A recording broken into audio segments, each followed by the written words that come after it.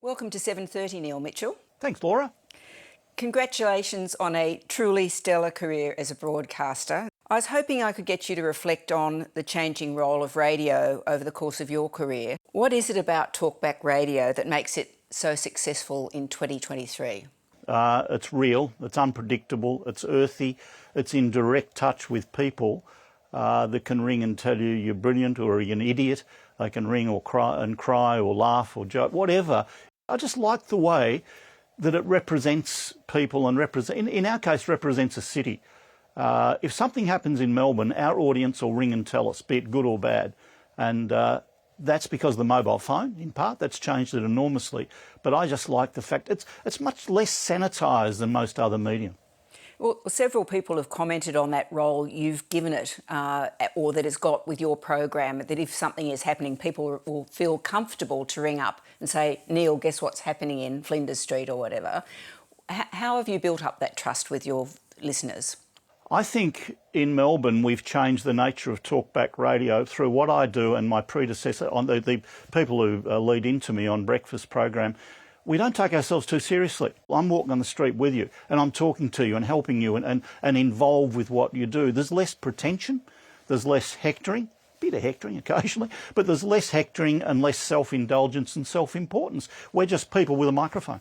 I hope that's the aim.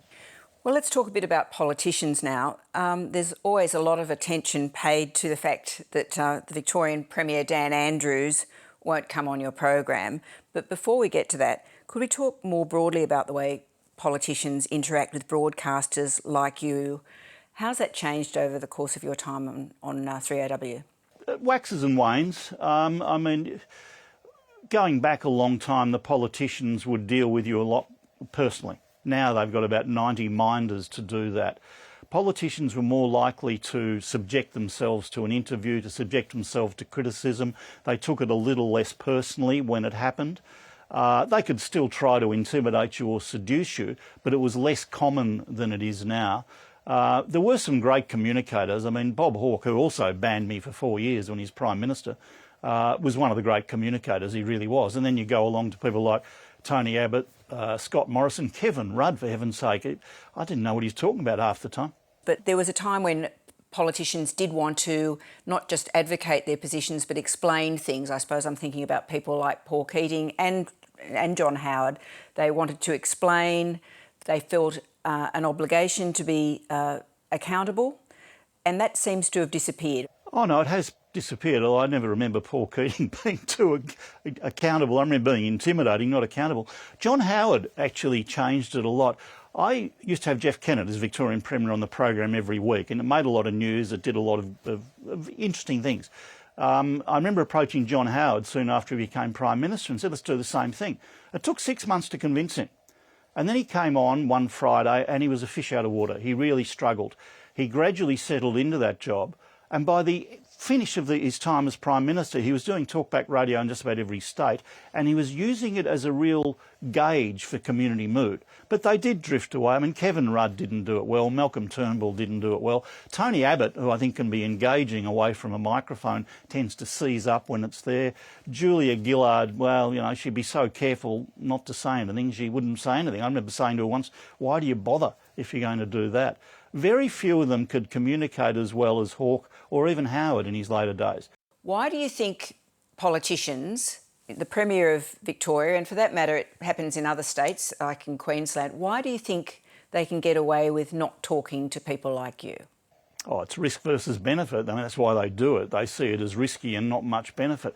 They can get away with it because they get away with just about anything these days. There is this attitude of intimidation of much of the media, and they're doing us a favour to actually answer questions. You look at a press conference. I mean, how often do you actually get an answer to anything out of a press conference? You get spin.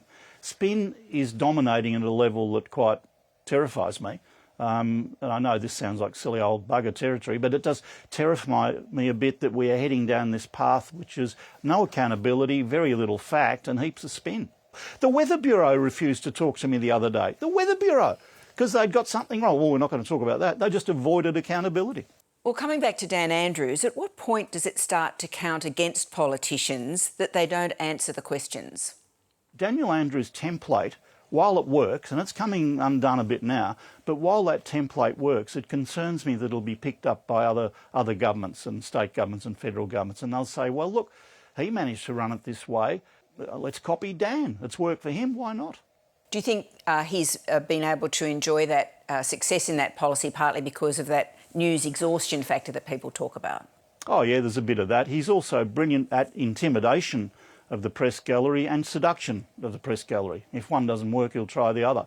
He does that very well. And unfortunately, I don't know, maybe it's an era that media is going through, but unfortunately too many seem to either cop the intimidation or the seduction. And we've got a pretty young gallery here. There's not a lot of people to stand up to him. So the media isn't really doing its job? No, I don't think so. I don't think it's doing it as well as it could, no. But what would you expect? I've been at, 54 years in media. Of course I'm going to look at the old days and say they were better. In some ways the new days are better.